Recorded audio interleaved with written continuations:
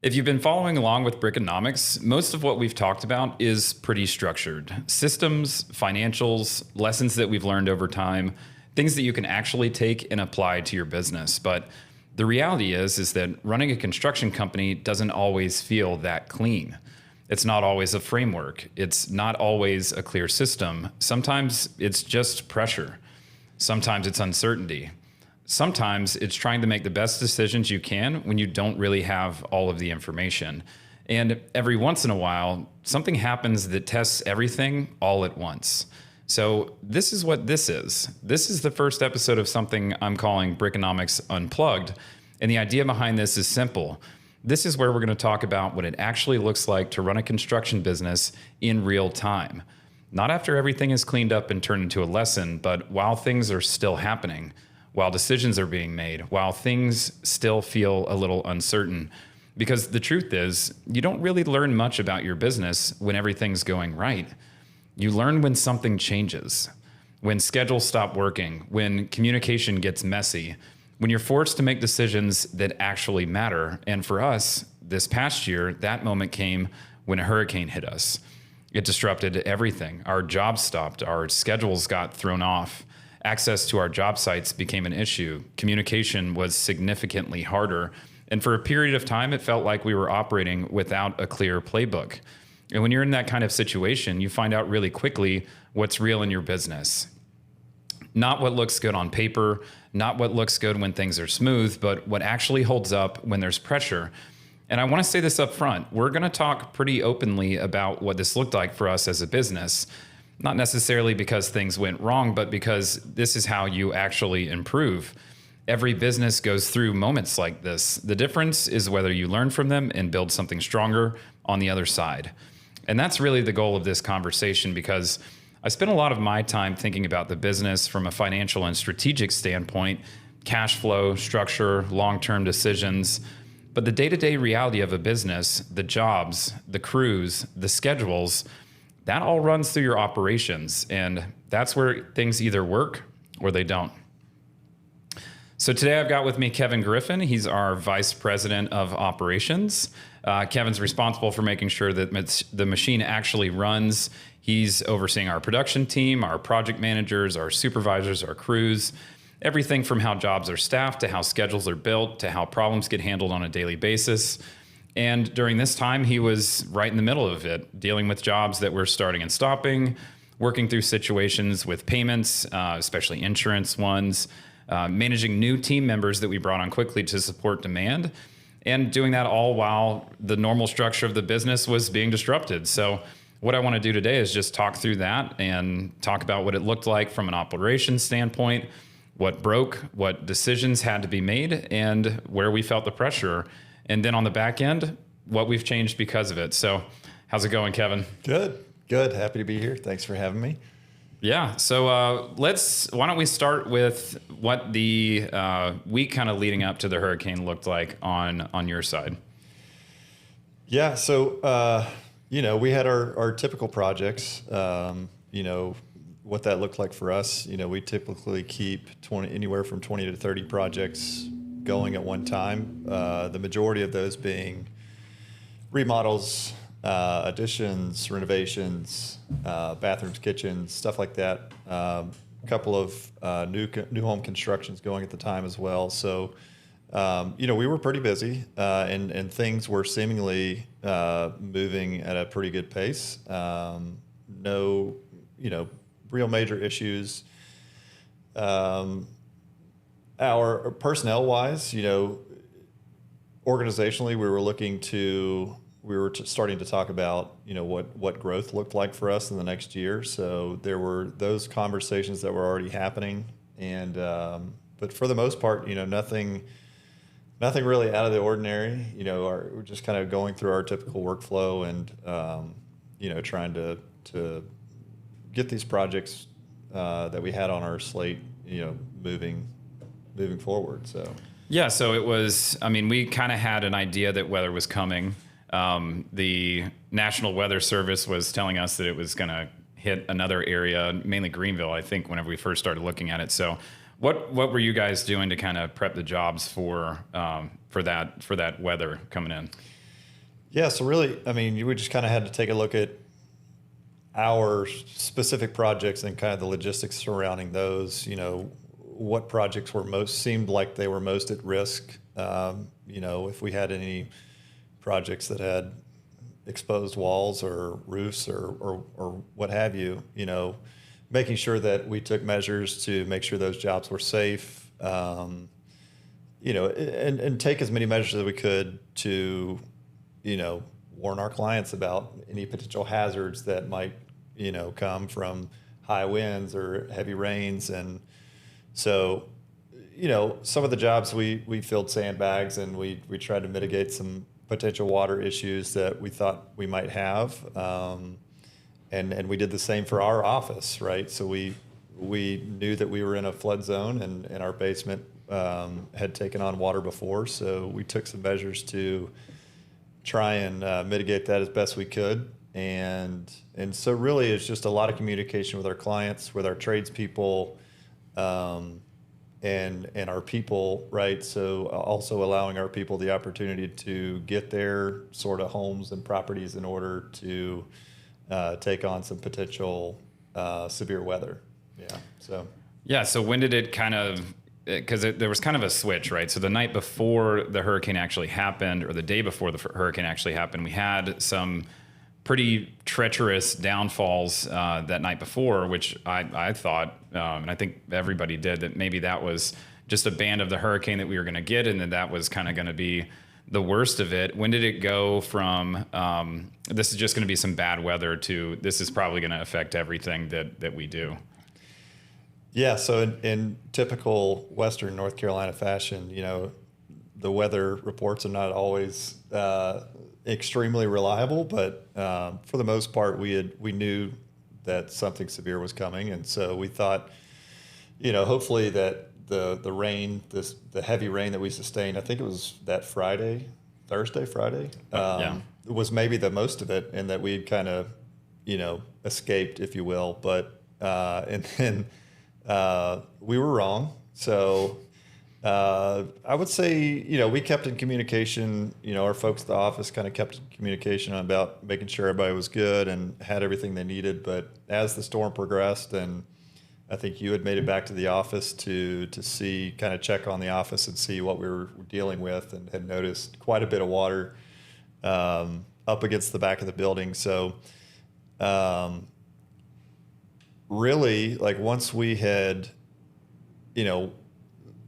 figured out what resources we had available, who was available to come kind of help defend the building, if you will. So, all kind of met up at the office and took shifts, and I think you and a couple other people had kind of spent the most of the time overnight and making sure that, or I guess kind of waiting until ultimately it kind of broke through, and there was really nothing else we could do. But personally, that next day, we got pretty lucky and didn't have any significant damage in our neighborhood or on our road. So we were able to get out and kind of collect ourselves and start assessing the damage and kind of what the next steps look like for us personally. And then once we were okay, it was all right. How do we kind of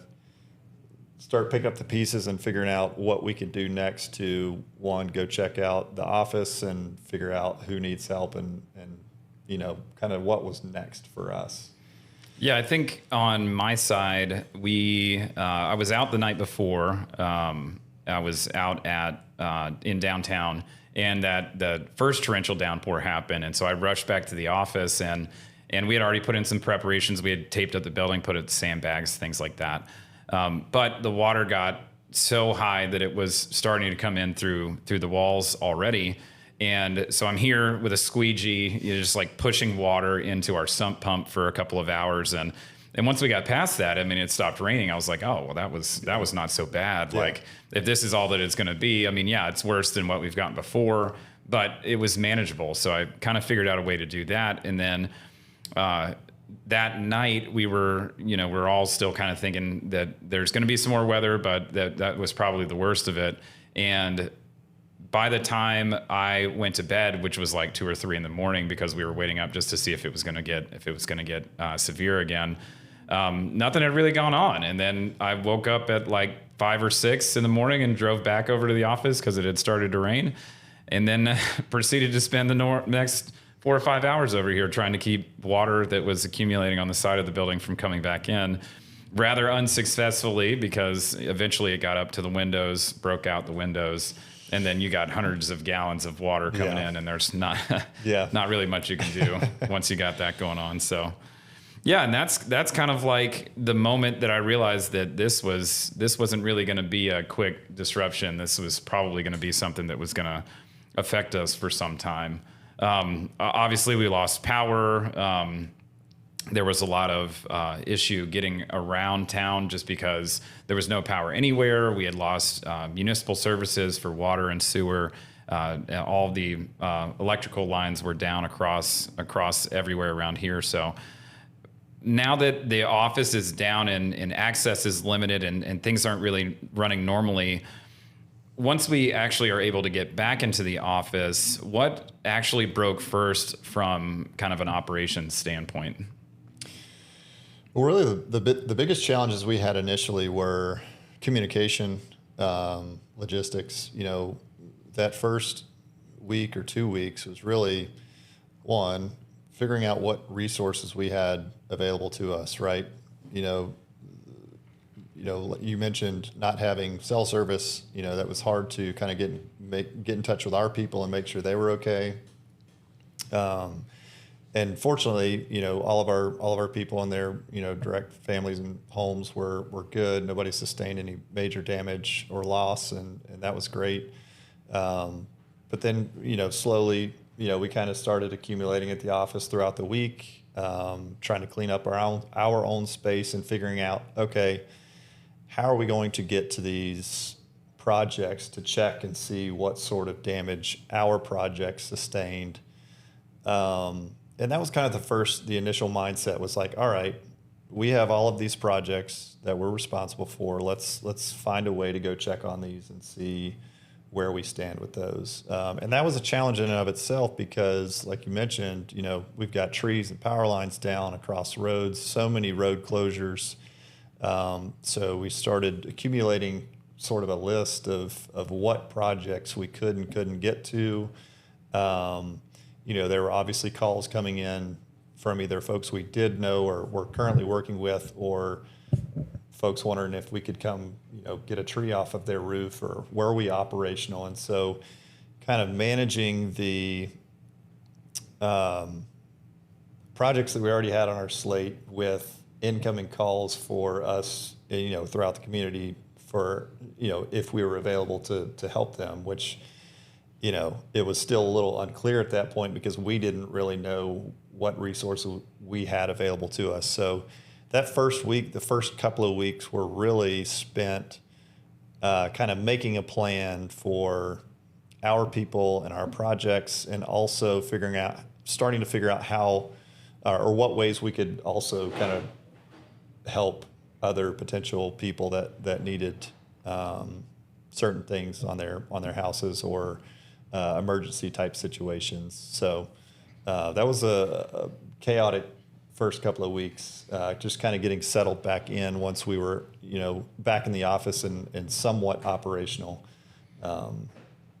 Yeah, I think it's a very interesting situation because you've got jobs that are currently underway, and some of those jobs now have trees on top of them. So it's not like you can just go back to whatever it was that you were doing. You kind of have to make a new plan even for jobs that are already in progress. And the other thing that happened is some of these clients that we work with they're not in town, right? So this is like a second home for them, or they're remodeling a space that they're going to be moving into later. And the hurricane was so devastating that they call us and they're like, hey, don't worry about us. Push forward with your other projects, help get your area back together. And so the logistically and schedule wise, it was very difficult to understand which projects were going to move forward, if any of the projects were going to move forward. And then of course we made sure to reach out to all of our past clients, make sure that they didn't have any issues that they would need help with. And if they did, then we would try to get them on the schedule so that we could help them out. So, but I think one of the big issues, another one of the big issues was inspections, right? The permitting department basically shut down for 5 weeks, something like that. Yeah. And so how are you supposed to get anything inspected anyway? And so it was kind of like just this madhouse of like everybody just does whatever it is that they want, and no inspections to be had because there's no permit authority really around to help make those things happen or to push through other designs or anything like that. So as far as like jobs starting and stopping, did they just all immediately stop, or how did you know which ones were going to fully stop or slow down? Yeah, so there was a period of time. I mean, I would say most jobs stopped for at least 4 weeks while we kind of gathered ourselves. We took care of some sort of emergency type situations on existing projects or past clients, like you mentioned. And then once we had been able to reach out and to some of our trade partners, some of our material suppliers, and sort of found,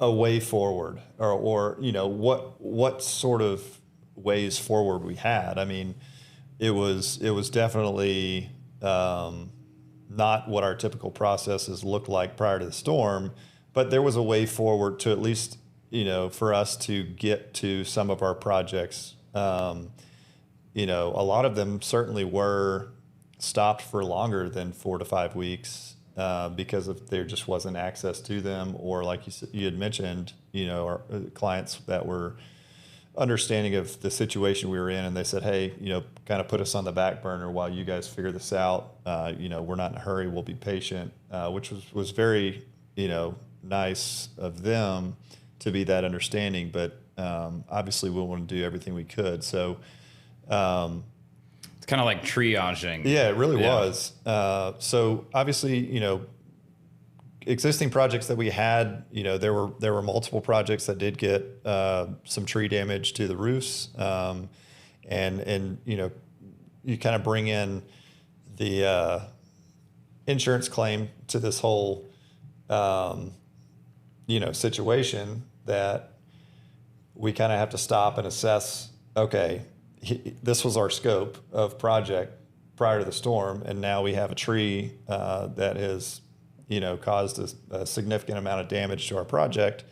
Whether or not that has affected our work area or not, right, it still changes the scope of the project. So entering that into play and dealing with the insurance companies and while trying to help guide some of these some of our clients through the insurance claims process was another layer of difficulty that certainly created a lot of delays and learning for us, because that's not typically what we deal with. So it was a slow process in getting started back, logistically, with constraints on who we had access to trade-wise. Obviously there were delays in material and... Yeah, I think you mentioned trades. That's something we haven't really hit on yet, but that was a big deal, right? Yeah. Like, I mean, we had some folks that a contractor is really worth the book of people that he knows to call or to call. And we had people that completely lost their entire business. Right. And everyone's personal situation was different, right? Whether or not they lost equipment or their personal homes or their, personal vehicles in the storm, it all came into play and had an effect on what their availability was to us. And so, much like our projects and our employees, reaching out to them and seeing, one, hey, are you guys okay? And is there anything that we can do to sort of facilitate you guys getting back to work. And in some cases, they did lose everything, and they weren't able to really move forward. They either had to relocate to another area, or the folks that they had working for them had suffered, a significant enough loss to where they were going to move, to another area. And they just didn't have the resources to keep their business open. So that was difficult as well. But, and certainly, something we had to work through. But eventually, once we had figured out sort of what all we had at our disposal, we then kind of tried to step forward as best we could in getting some of these projects back moving. It helped that we had internal crews that could immediately go and sort of start working on projects that we did have accessible, work sites for, and we had the resources we needed to move those forward. So that was good. But yeah, it was just a lot of variables, a lot of, sort of, like you said, with the permitting office,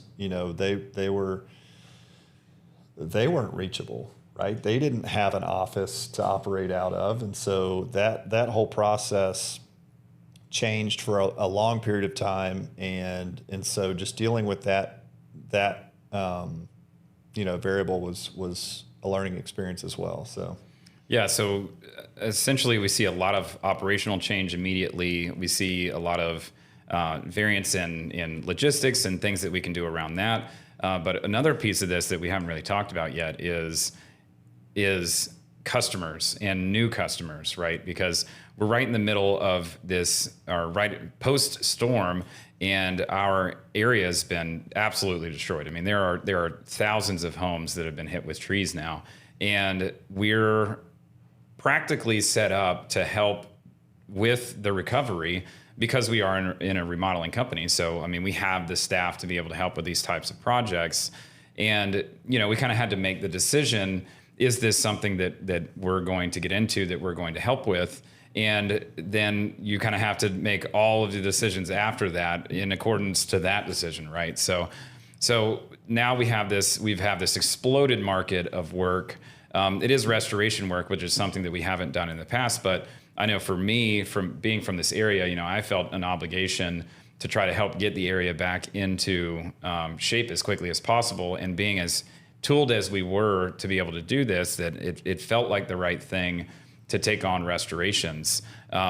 What did you see? I mean, from a sales and operations standpoint, what did you see that changed in our business to accommodate that new type of business? Yeah, and I think it was important that it was unanimous, right, across the board. We all felt the need to help out in whatever way we could, and we were set up to take on this type of project in whatever way we could. So it was nice to have everyone on the same page there. But that definitely, in theory, right, it should be pretty simple, right? We're just kind of plugging in this project for this project, not really taking into account what other variables come into play with restoration projects. So something that really, really taxed our sales department, our project consultants, is, and we touched on it a little bit before, but introducing the insurance side of it with that sales process. So obviously we're getting flooded with phone calls, from, minor damage to our entire house is gone, right? They've deemed it uninhabitable, and we need to know, what our options are, right? Can you walk us through this process? We need help. And so our sales team had to learn pretty quickly what that process looked like, which it's a bit of a learning curve. Yeah. So and kudos to them. They did. They had a lot of very long conversations with insurance adjusters and a lot of site visits with the adjusters, learning how they operated and what they were looking for, really just how to communicate with them, because it's a totally different software that they use for their estimates, understanding how that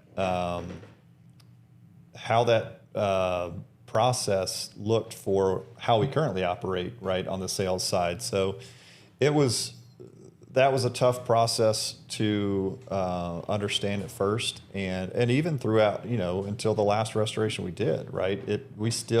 I don't think we had one sales process that was just cut and dry, really smooth, right? There was always it was almost always a 3 or 4 back and forths with the insurance company, or you would make significant progress for the client in their claim, and then a new adjuster would come in, and you're essentially having to start that process over, which was very taxing. It caused a lot of delays on clients being able to finalize those claims and get their projects moving. But on the operations side, it seemingly should follow a very similar path as our typical like complex remodels, right? But there was a lot of mitigation that had to be done on the front end, whether it be mold remediation or asbestos remediation with these new homes that these weren't selective projects for these clients, right? And so damage being done to a 100-year-old home where they haven't had any work done in a long time, and now you're introducing all of the Yeah, they don't change the rules about having Right. to abate things just because your house was hit by a terrific or a horrific hurricane. Right. So there was a lot of logistical things like that. As far as sequencing, how our projects typically move, it didn't really change that much. But the operational thing that I would say was the hardest to, I guess the biggest hurdle we had was payment on jobs, right? And that kind of falls in line with the insurance conversation. I don't know if you want to touch on that a little bit. Yeah, I think that one thing that maybe we didn't recognize immediately is that restoration projects are not our core business, and and one of the reasons why is because it's a very different client, right? It's not that the clients aren't grateful for the work, but in our regular projects, they ask us to do something to their house, so they're prepared for what construction is going to do to their lives and their normal routines. When restoration work is going on, they were not prepared. They didn't ask for this. And so they're not prepared both from mentally standpoint, and they're also not prepared financially in a lot of instances as well. And so that was a big deal, right? Like we had to figure out how to navigate payment on jobs when payment is not coming from your client, it's coming from a third party. So yeah, I mean, that was a big challenge and something that we definitely want to talk about. So what were you seeing with insurance payments and client payments once we actually got several of these jobs underway? Well, ultimately, we saw a lack of payment from the insurance company, and which caused a lot of job stops and delays on projects. So I think one of the things that either the insurance companies didn't understand or didn't want to understand was how we utilized the customer deposit, right? And when they paid out the deposit to the client, right, and they pay us, they're assuming that money goes towards job costs. Right. And so we would get to our first draw and invoice the client. The client would go to the insurance and say, hey, I need money for this draw. And they would say, well, we've already billed you this initial draw. We need to see progress to this point before we'll release more money, right? And they were not taking into account that this money was being used for a deposit and not for job costs. And so that was a big hurdle for us to clarify or try to clarify with the client and the insurance companies was what our structure was, right? What our contract with the client was, so that they understood where that money was going to. And ultimately, that responsibility lies on the client. And there was obviously difficulty there because, we weren't going through our normal process where they didn't go through our normal sales process, right? Where these things are typical, right? It was the process involving the insurance company or a third party that wasn't familiar with how we billed or how we invoiced, and created a lot of confusion, a lot of frustration on the client side, because it's not that they didn't want to pay us for the work that we had completed. They didn't have the money unless the insurance paid us. Right. So the clients wanted to pay us. But so they were just kind of stuck in the middle. And unfortunately for us, with 40 plus restoration projects going on at once, our position was, hey, we can't finance your project. We can't be the bank here for all of these projects.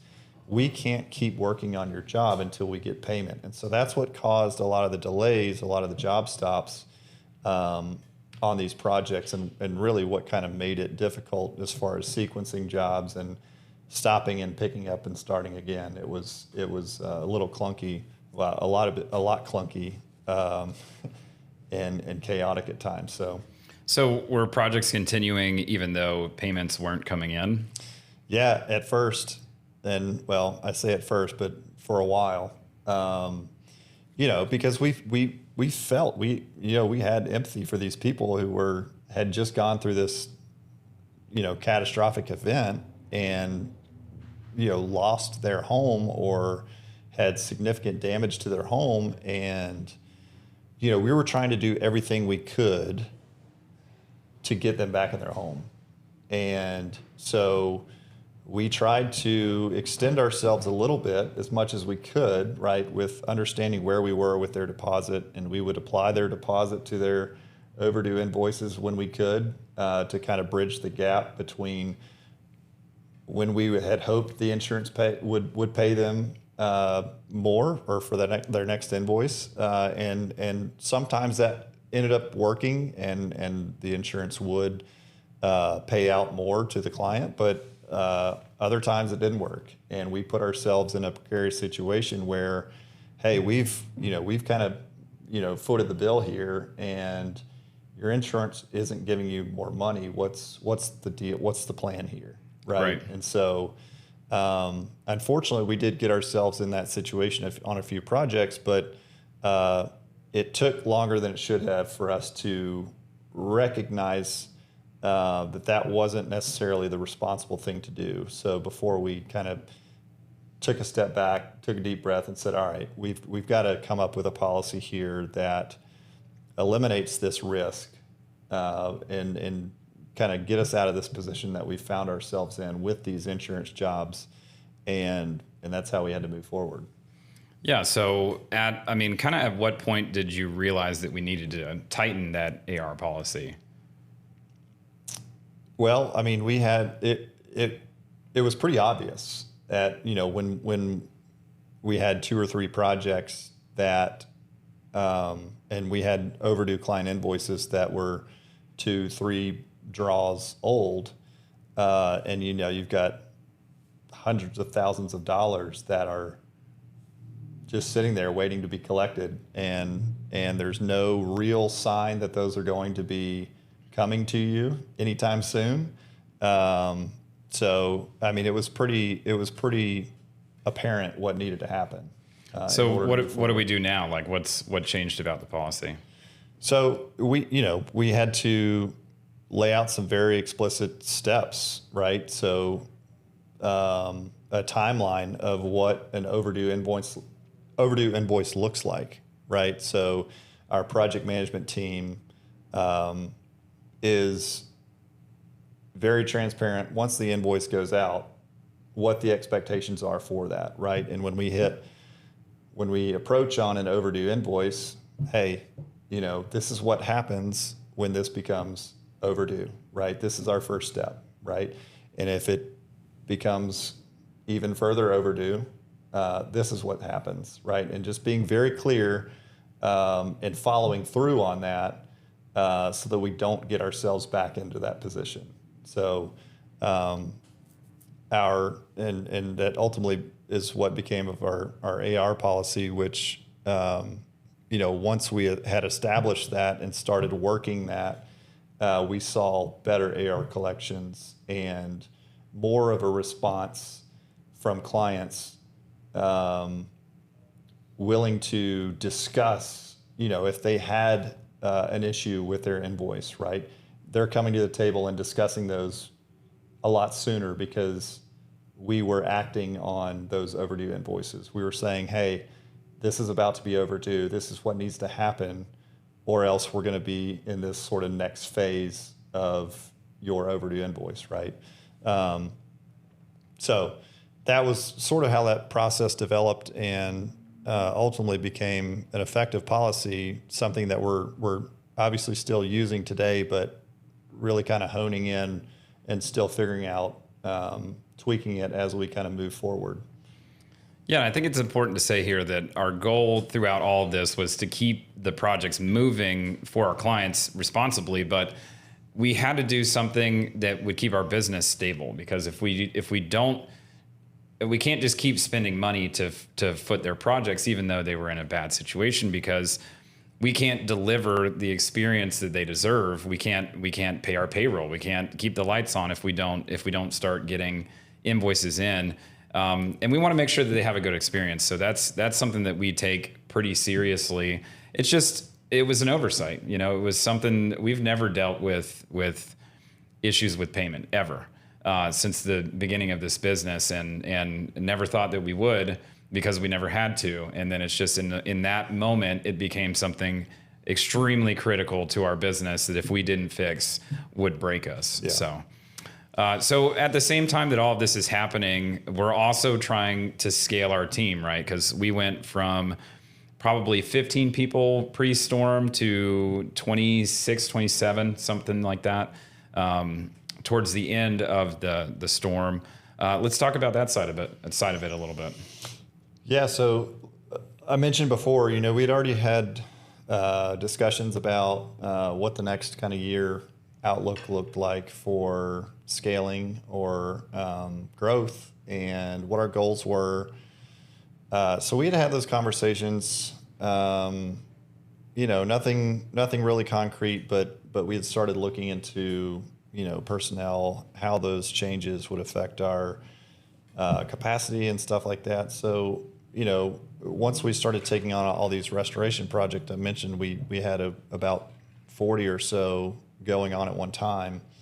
We had to look at what our capacity was, especially for our project supervisors and our project management team, what their capacity was and what was our best setup personnel-wise to take on these and be efficient with these, while also understanding that eventually our typical projects are going to start coming back into play. And we're going to start getting back to our normal remodels and additions and new home construction.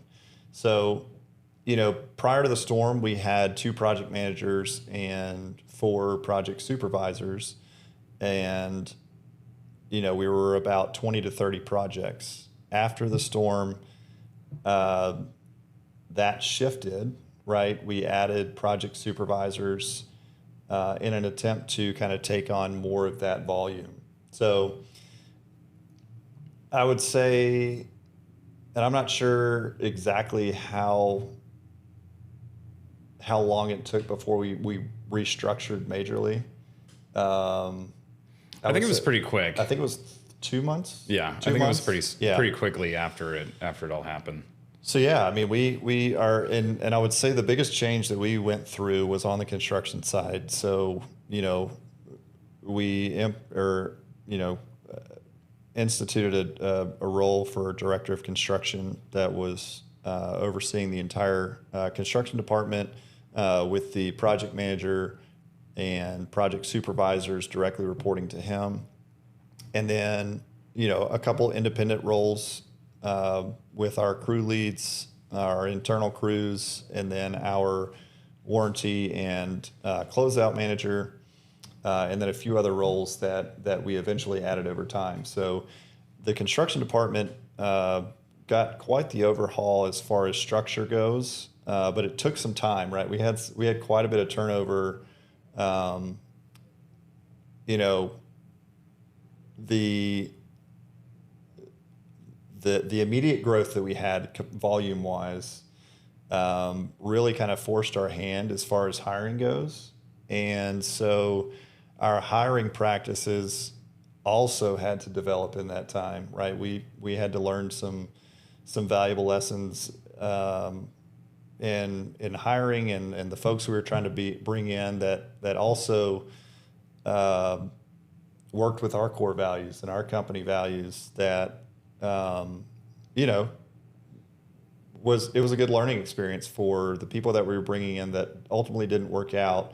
And so that turnover, you know, each time we had turnover, it was a valuable lesson on, okay, well, you know, let's not do that again, or let's move in this direction. I think, you know, these things would work better, or these, you know, we need to be focused more on core values fits first, and then, you know, thinking about any particular role, right? So once we started doing that, and once we really kind of took a more focused approach to what our hiring practices were, we started seeing better results there, and ultimately found better people. So, but yeah, that was, I mean, all this going on during the chaotic time of these insurance jobs, and figuring out that whole landscape was fun. Yeah, so a couple of things going on here. I mean, it seems like it would be easy enough just to add more people into the seats that already exist, but those seats that we had wouldn't really work for a larger, more scaled operation. So you can't just add 4 more supervisors and 2 more project managers. You actually had to change the way that those roles actually interact with each other. And you're an example of this as well, right? Because your position happened after the hurricane, and I think that we were able to adapt pretty quickly because we had a plan in place already for kind of like what our business development was going to look like, but we were kind of immediately thrown into it instead of given, you know, the space to be able to grow it over the course of a year or two, kind of like what we planned. Yeah, it was certainly compressed, and so I was project managing prior to the storm, and mostly dealing on new construction and trying to really develop the sales side of new construction as well. And so my role came to be pretty quickly, you know, once we had really kind of made some changes in the construction department. And one of the first things that we did was look at, okay, well, you know, is our setup here, our accountability chart, does it make sense for what we're trying to do, right? Does it make sense now, and does it make sense a year from now with what we're trying to do? And that took some time to really figure out because it really, you know, was skewed a little bit with the people we were getting, right? You know, it wasn't until we found, or we thought we had the right people in place to really understand if that was the right setup of personnel. So it was a process that took some time, and, you know, looking back now, I'm like, well, yeah, of course this is the right setup, but it took a while to get here. And yeah, the onset of that with new, also, you know, we haven't talked about this yet, but training, right? Yeah. We've also got a lot of new roles that we haven't had in the company yet, or roles that have sort of shifted or taking on different responsibilities. And so all, you know, going on at the same time, we've got to figure out, okay, what are our training protocols for, you know, each individual position, but what's our SOP for training in general, any new hire. So looking at that critically, and then just kind of figuring out, okay, you know, this person's been here for 90 days, but what does their training plan look like, right? How can we set them up for success and not, you know, just kind of throw them in the fire? We need to, you know, find the best ways to support them as a new employee for this company, but also to be successful in the field or for whatever role they're in.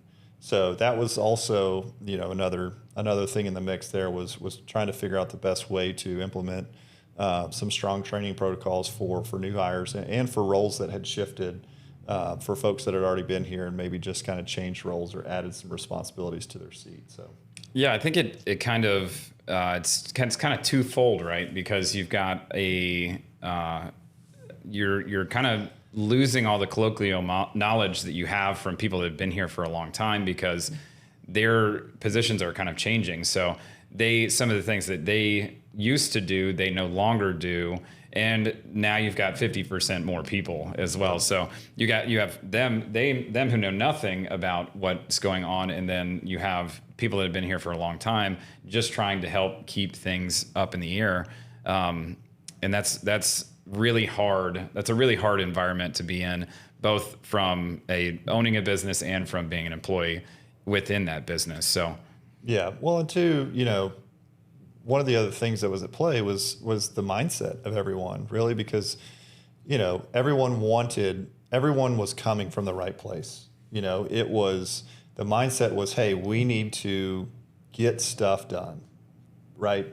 That is at the forefront of our mind. We need to get stuff done. We need to get these people back in their homes, and not that that's always a sort of frantic approach, but it tends to, you miss a lot of things when you have that mindset or when you're rushing, and to try and step back and say, hey, yes, of course we want to get things done, but we also got to make sure we're doing it in the right way. And that's where we got separated a little bit was, we make all these changes, organizational changes, create all these new roles. And then now, once we've done that, people are in their seats and they're working their respective roles. And now we're trying to implement all of their SOPs, right? And make sure that they understand what their role is.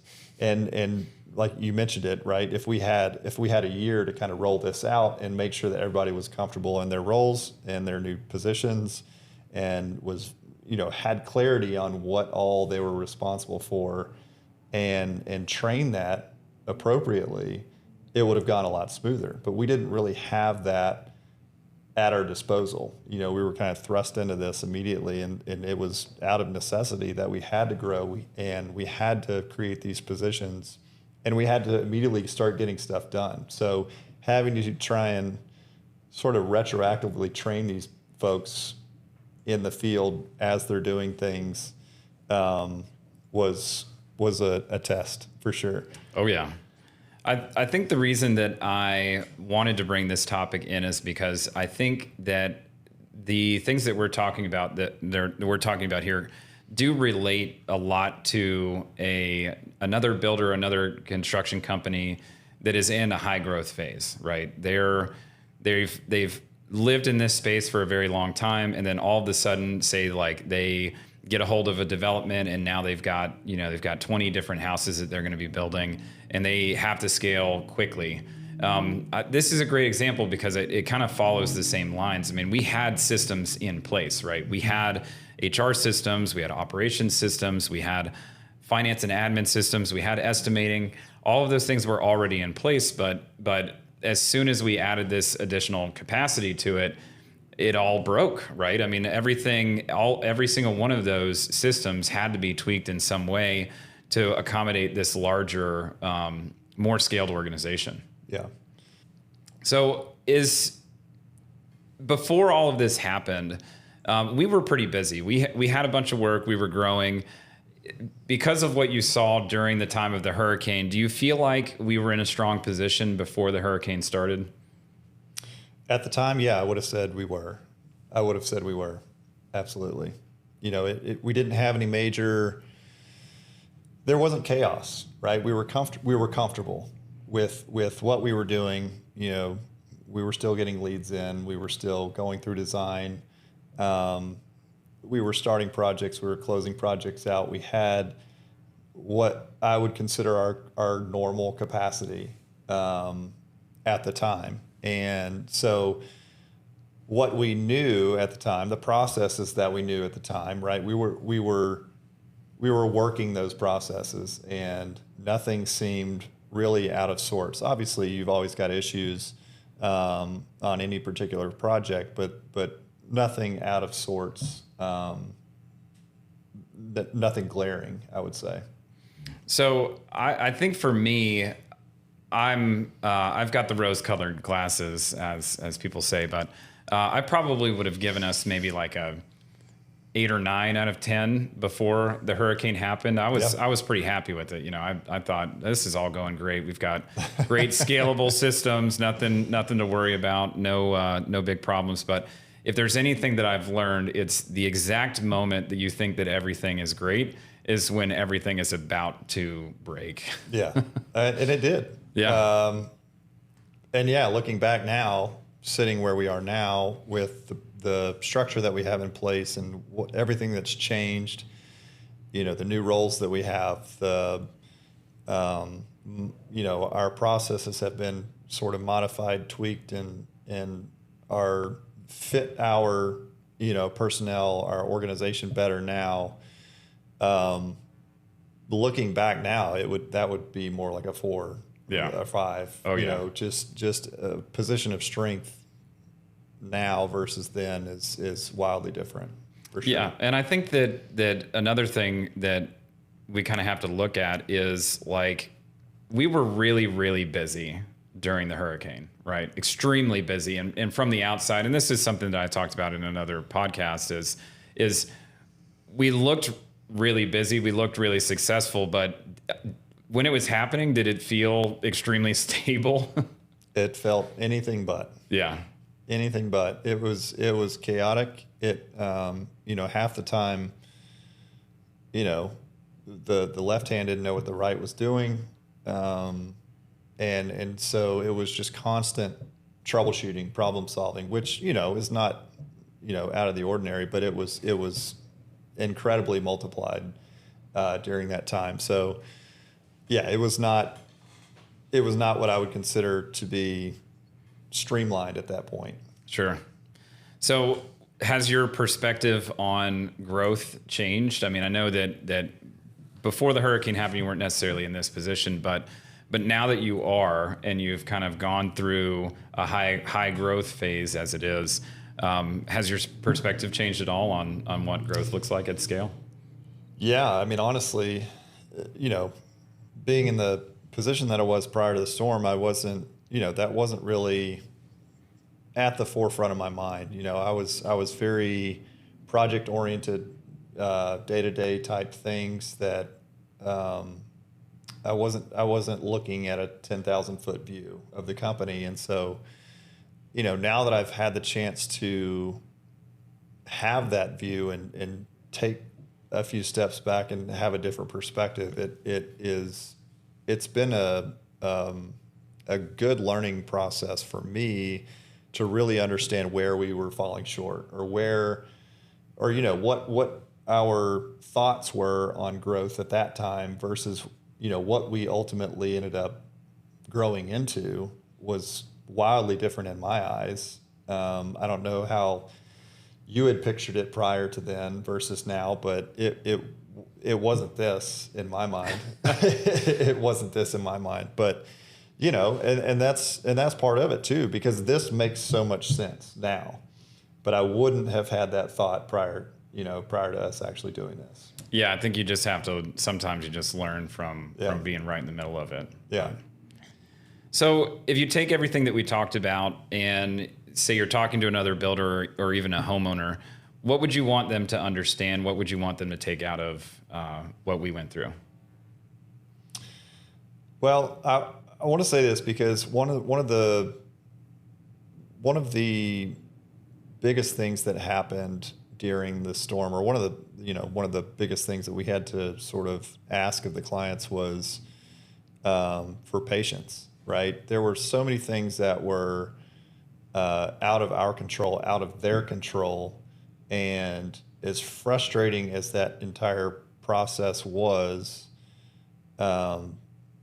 we did have their best interest, right, at heart, and we wanted to get them back in their homes. We wanted them to not have to pay an exorbitant amount of money to get back in their homes. And so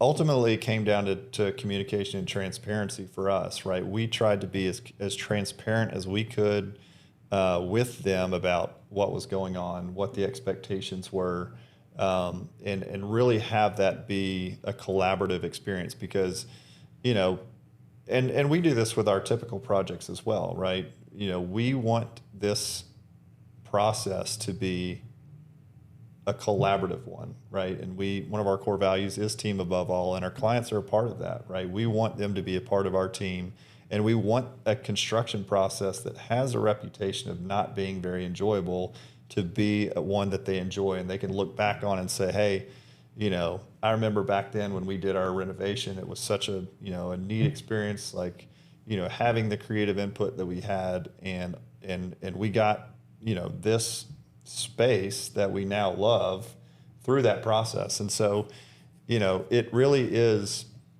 part of our intent and our sales process and our construction process, our design process. It's our intent to bring them in as a member of our team and share that experience with them, so that it goes as smoothly as possible. So, I would just say to anyone, right, any one of our clients or anyone doing construction, like it truly is, or it should be, a collaborative experience, right? One that they understand the expectations of the project. We understand what their expectations are, right? And that the communication is a two-way street, because that's when we see the most difficulty and the most issues come up, is when somebody's confused or when somebody's expectations aren't being met. And, you say it all the time, but I couldn't agree more. I would much rather get feedback from a client that we're communicating with them too much and they would like for us to go away than, hey, I'm not getting any sort of information here and I'm getting frustrated. It causes so many issues when expectations aren't clear. And Yeah, I think if I had one thing to say to builders, or other folks that are put into a situation like we were put in, it's definitely having systems, right?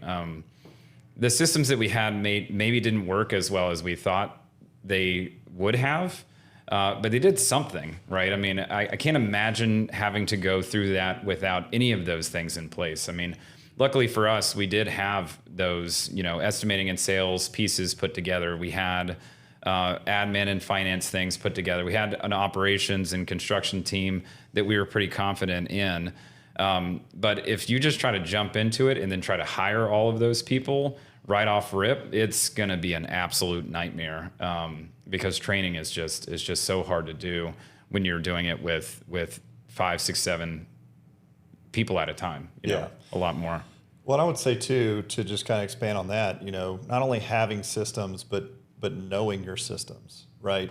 Some of the issues we kind of ran into during these, this phase was, we had a lot of new systems in place, or systems that had been changed to kind of accommodate the capacity or the volume that we had going on at the time, and we didn't really know our systems that well, right? Our new systems, we hadn't really run them through 10, 20, 30 projects and really kind of refine them. We were doing that in during all of this. So, when something would come up and a client would question a process or a system and we wouldn't have a confident answer on what that was, it killed their confidence, right? And so being able to convey confidence in your systems and really understand what they are and how they contribute to their project will go a long way to building that confidence, keeping that relationship with your customers, and something that can certainly cause issues if you or the people you have in the field communicating these things with your clients don't know the systems. that well. That's right. Well, thanks, Kevin. This has been great. Glad to talk with you about this. Hope to see you again on the podcast, maybe at another episode. Yeah, thanks for having me. Yeah, great. So I think what this really shows is that construction businesses don't get defined when everything is going smoothly. They get defined in moments like this, when things are changing, when conditions aren't ideal, and when you're forced to make decisions without perfect information. And for us, this was one of those moments. It showed us where we were strong, but it also showed us a lot of places where we needed to improve. And it pushed us to build better systems, better structure, better discipline in how we operate, because at the end of the day, whether you're a builder listening to this or somebody thinking about hiring a builder, what really matters is how a company performs when things aren't perfect. That's where trust is built. That's where these systems matter. And that's what ultimately creates a better experience for everyone involved. So if you got value out of this, that's what Brickonomics Unplugged is going to be about. Real conversations about what it actually looks like to run a construction business and how those experiences shape how we operate going forward. Appreciate you being here, and we'll see you in the next one.